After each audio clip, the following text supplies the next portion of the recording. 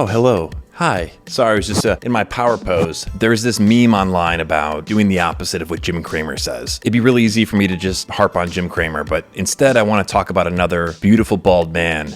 And I want to talk about Mr. Wonderful. Mr. Wonderful. One of the worst stock pickers of all time. If you'd followed his advice, you'd probably be playing the skin flute under a bridge somewhere.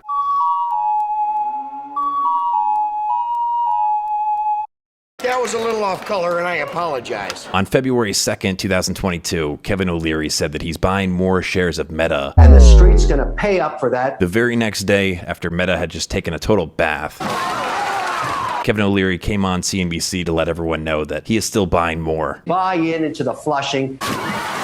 That's what I'm doing.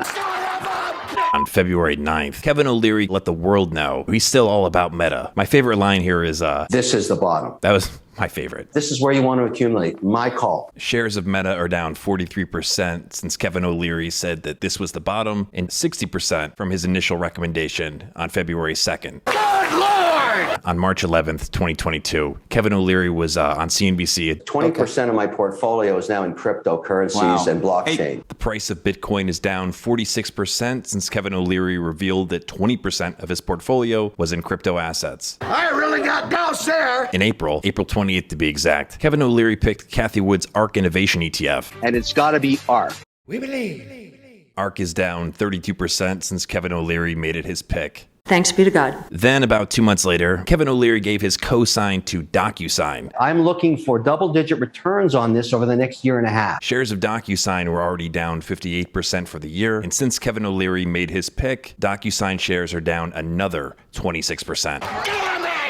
What is the point of sharing this? It's not to make fun of Kevin O'Leary. I mean, although this is funny. Absolutely. And I think if you do have a career of making very confident predictions that could influence individual investors, particularly young investors who think that you're more of an expert at this kind of a thing than you may be, you could influence them to do stupid things with their money. Not saying that he's responsible for that, but I lost everything, father. There's no such thing as a stock picking wizard. Real investors aren't trying to predict price movements. Real investors are looking for companies that have durable competitive advantages that they can own a piece of at a reasonable price. When they acquire those shares, they want to hold on to them for as long as possible and harness the power of compound interest and, of course, a long time horizon. If you stick with stocks that can't possibly be wonderful to just put away in your safe deposit box for 40 years, then you have to keep moving around all the time.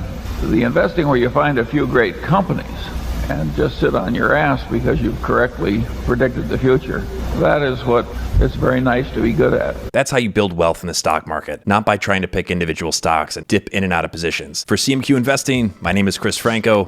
We'll talk soon. Later.